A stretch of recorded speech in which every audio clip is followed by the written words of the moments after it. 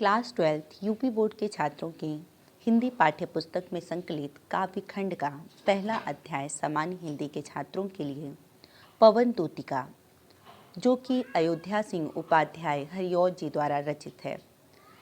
इस शीर्षक के पहले पद्यांश की व्याख्या को हम देखेंगे। आइए देखते हैं। बैठी खिन्ना एक दिवस वे गेह में थीं अकेली, आकी आंसू दृग युगल में थे धरा को भिगोते। आई धीरे इस सदन में पुष्प सगंध कोले, प्रातः वाली सुपवन इसी काल वातायनों से। बैठी खिन्ना, खिन्ना अर्थात दुखी या उदास, यक यानी एक, दिवस यानी दिन, गेह यानी घर, में थी अकेली, आके आंसू दृग, दृग यानी आँख, युगल मतलब जोड़ा यानी दोनों आँखें कह सकते हैं आप, नेत्रों, में थे धरा को भिगोते, धरा यानी धरती को, भिगोते मतलब भिगा रहे थे। आई धीरे इस सदन में, सदन अर्थात घर या महल, में पुष्प सगंध कोले, पुष्प सगंध यानी पुष्प के सुगंध, प्रातः वाली सुपवन, सुपवन यानी सुगंधित वायु या सुंदर वायु या अच्छी वायु, इसी काल यानी समय, वातायनों यानी रोशनदानों या खिड़कियों से। प्रस्तुत पद्यांश का प्रसंग जो कि इस प्रकार है कि कृष्ण मथुरा चले गए हैं और राधा जी उनके वियोग में अत्यंत दुखी हैं और अपने घर में अकेली बैठी हुई हैं। तभी उनकी जो आंखें हैं वो आंसुओं से परिपूर्ण हैं और प्रातः वाली पवन उनके घर में रोशनदानों के माध्यम से प्रवेश करती है। उस समय का वर्णन प्रस्तुत पंक्तियों में किया गया है। आइए देखते हैं इसका अर्थ, जो कि इस प्रकार है। बैठी खिन्ना एक दिवस वे गेह में थी अकेली, आकी आंसू दृग युगल में थे धरा को भिगोते। बैठी खिन्ना एक दिवस वे गेह में थी अकेली। एक दिन राधा जी अपने घर में उदास अकेली बैठी हुई थीं। आके आंसू दृग युगल में थे धरा को भिगोते। उनके नेत्रों में आंसू आकर उनके नेत्रों को सजल बना रहे थे और निरंतर उनकी आंखों से गिरकर वहां की धरती को भिगो रहे थे। आई धीरे इस सदन में पुष्प सगंध कोले, प्रातः वाली सुपवन इन्हीं काल वातायनों से। इसी काल यानी इसी समय प्रातः वाली सुंदर पवन यानी सुगंधित पवन रोशनदानों से होकर उनके घर में धीरे से प्रवेश करती है।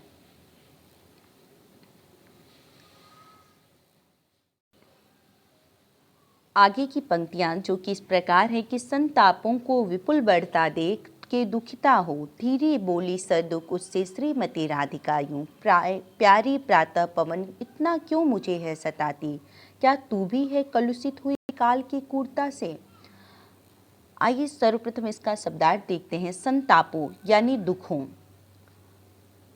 को विपुल बढ़ता देख के दुखिता हो, दुखिता यानी कि दुखी होकर के, धीरे बोली सदुख, सदुख यानी दुख के साथ, उससे श्रीमती राधिका यूं, प्यारी प्रातः, प्रातः यानी सुबह, पवन यानी हवा, इतना क्यों मुझे है सताती, क्या तू भी है कलुषित, कलुषित अर्थात दूषित, हुई काल यानी समय, क्रूरता अर्थात निर्दयता से। प्रस्तुत पंक्तियों में यह बताया गया है कि जब प्रातः वाली पवन राधा जी के घर में प्रवेश करती है और उनके दुखों को बढ़ाने लगती है, तब पवन से राधा जी यह कहती हैं कि अपने दुख को जब बढ़ता हुआ देखती हैं तो वो कहती हैं कि संतापों को विपुल बढ़ता देख के दुखता हो, यानी अपनी दुखों को और बढ़ता हुआ देखकर दुखी होकर धीरे बोली सदुख उससे श्रीमती राधिका यूं, दुख के साथ श्रीमती राधिका जी पवन से धीरे से कहती हैं, प्यारी प्रातः पवन इतना क्यों मुझे है सताती, हे प्रातःकालीन पवन तू क्यों मुझे इस प्रकार सता रही है,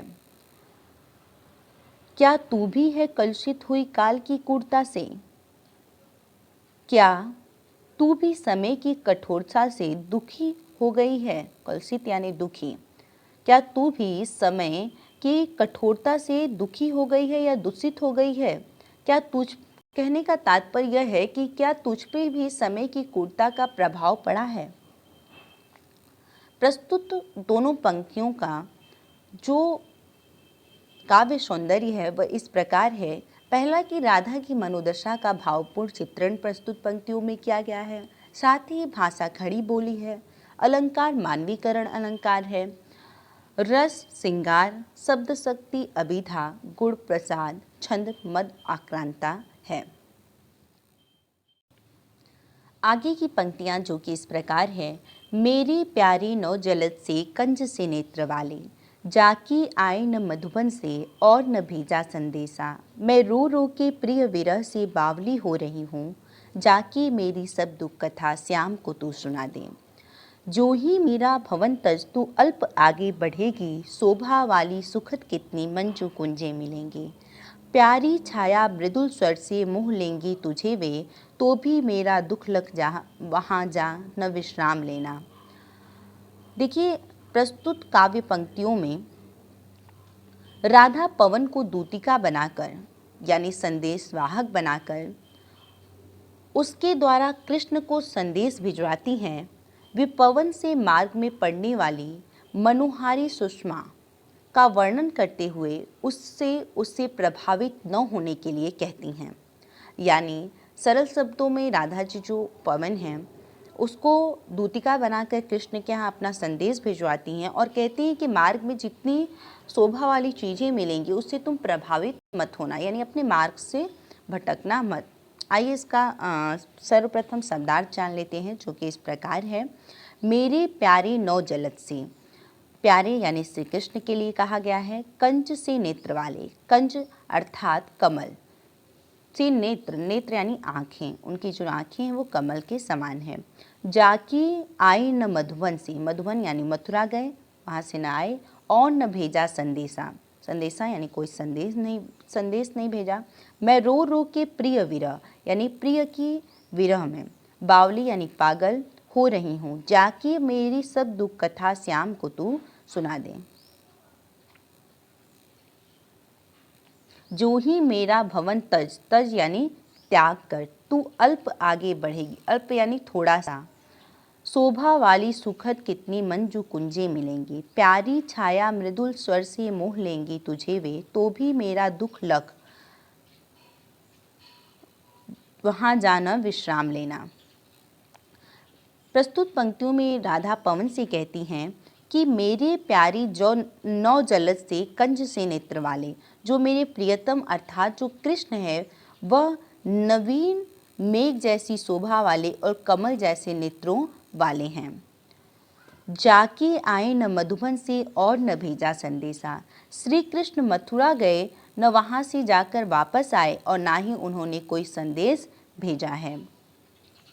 मैं रो रो के प्रिय विरह से बावली हो रही हूँ, उनके विरह में मैं रो रो कर पागल हो रही हूँ। जाके मेरी सब दुख कथा श्याम को तू सुना दे। वे कहती हैं कि हे पवन, तू उनके पास चली जा और मेरा दुख उन्हें सुना दे। जो ही मेरा भवन तज तू अल्प आगे बढ़ेगी, राधा पवन दूतिका से कहती हैं कि जैसे ही मेरा घर छोड़कर तू थोड़ा सा आगे बढ़ेगी, शोभा वाली सुखद कितनी मंजू कुंजे मिलेंगी। तुझे अत्यंत सुंदर तथा सुखद अनेक कुंजे दिखाई देंगी। प्यारी छाया मृदुल स्वर से मोह लेंगी तुझे वे, उनकी छाया बड़ी शीतल तथा आकर्षक होंगी जो तुझे मोह लेंगी, तो भी मेरा दुख लग वहाँ जाना विश्राम लेना। वो कहती हैं कि उनकी जो छाया है वह बहुत ही मृदुल होंगी और वहाँ पर पंछियों की गूंज होगी, आवाज़ होगी जो तुम्हें अपनी तरफ आकर्षित करेगी। यह सब गुण होंगे जो तुझे अपनी तरफ मोहित करेंगे, तो भी मेरा दुख लग वहाँ जाना विश्राम लेना। लेकिन फिर भी मेरे दुख का ध्यान करके तुम वहाँ विश्राम न करने लगना, अर्थात वहाँ रुकना नहीं। प्रस्तुत काव्य पंक्तियों का काव्य सौंदर्य जो कि इस प्रकार है कि राधा ने प्रकृति के माध्यम से अपनी पीड़ा को वाड़ी दी है।